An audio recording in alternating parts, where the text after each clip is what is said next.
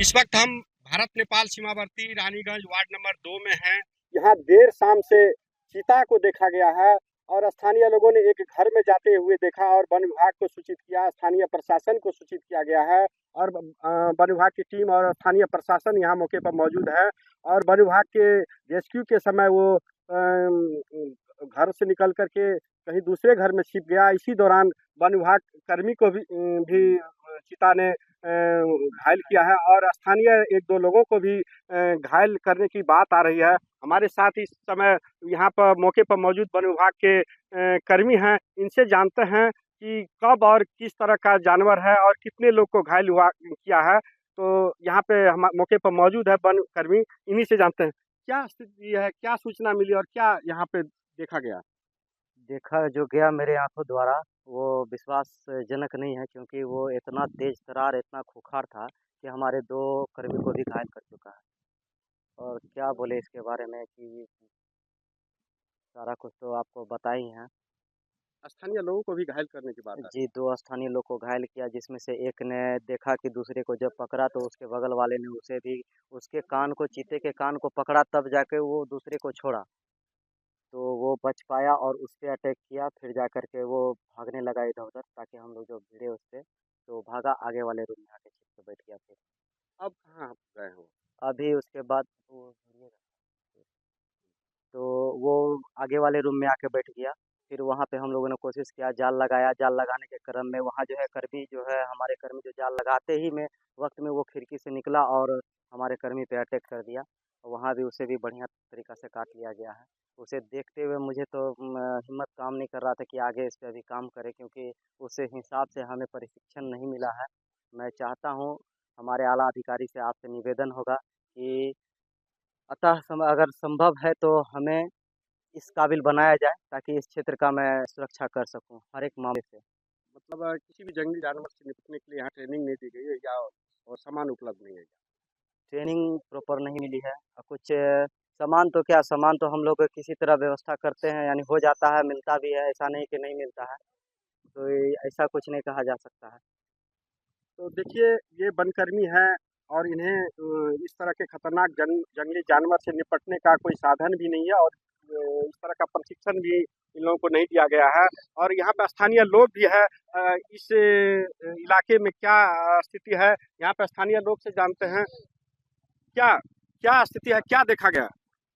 हाँ, जैसा कि आपको तो पहले पता, आप ही की न्यूज के माध्यम से पहले बताया, कुछ 2 महीना जस्ट पहले की बात है कि जंगली इलाका है हमारे साइड में और इस तरह का मामला होते रहता है। कभी हाथी आता है, कभी अरना आता है, इस बार चीता आया, तो ये बहुत बड़ी बात नहीं है।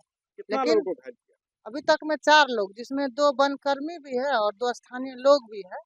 दुर्भाग्य है हमारे गांव का, समाज का और हमारे राज्य का भी अभी कह सकते स्थिति हैं। क्या है, गाँव में किस तरह का माहौल है?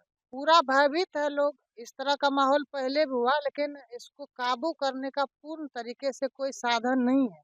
पिछले बार भी इस पर चर्चा हुई तो बताया गया कि यहाँ नहीं है, इस तरह का घटना नहीं होता। हमने तब भी सूचित किया था, न्यूज़ के माध्यम से प्रसारित है, सभी को पता है कि यह हमारा क्षेत्र जंगली इलाका से सटा हुआ है।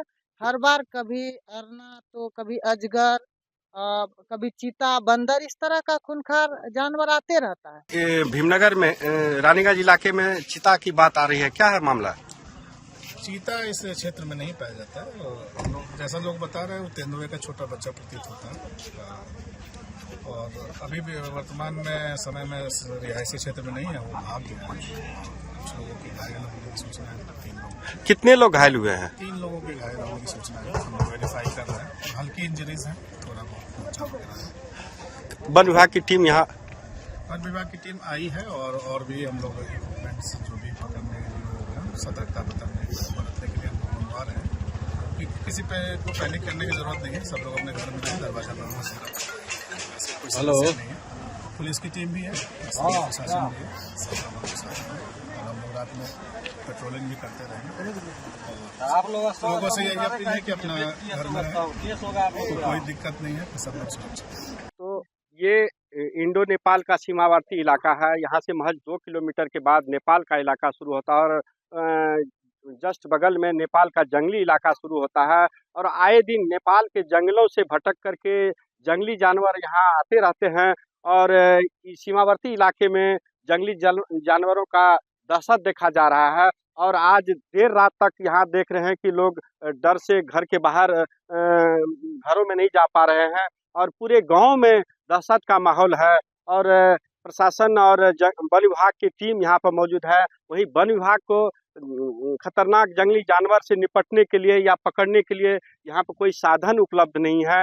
और वन विभाग के कर्मी ने बताया कि हम लोगों ने ऊपर अपने वरीय अधिकारी को सूचित किए हैं और वन विभाग के ऊपर से जो लोग आएंगे वो इस तरह के जानवर को पकड़ा जाएगा। फिलहाल जो जंगली जानवर घर में घुसा हुआ था वहाँ से निकल करके गांव के अगल बगल कहीं छिपे हुए हैं। और गांव में चिता की खबर के बाद इलाके में दहशत का माहौल है। लोग डरे सहमे हुए हैं। हालांकि प्रशासन की कई गाड़ियां आगे पीछे कैंप कर रही है और लोगों को घरों में रहने का मतलब आदेश दिया गया है। और प्रशासन सड़कों पर और गांव के इलाकों में अभी मौजूद है। सुपौल से रामचंद्र मेहता, आज तक। गर्मियों की छुट्टी होने वाली थी, मेरे पापा आने वाले थे, तो हम लोग सभी खुश थे। तो मैं एक बेड पे चढ़ के डांस कर रहा था, लेकिन वो पहले ही आ गए। फ्रीज। तो मैं उस समय तो कंटिन्यू नहीं कर सकता था ना, तो फ्रीज फ्रेम टाइप का हो गया। कसम पैदा कर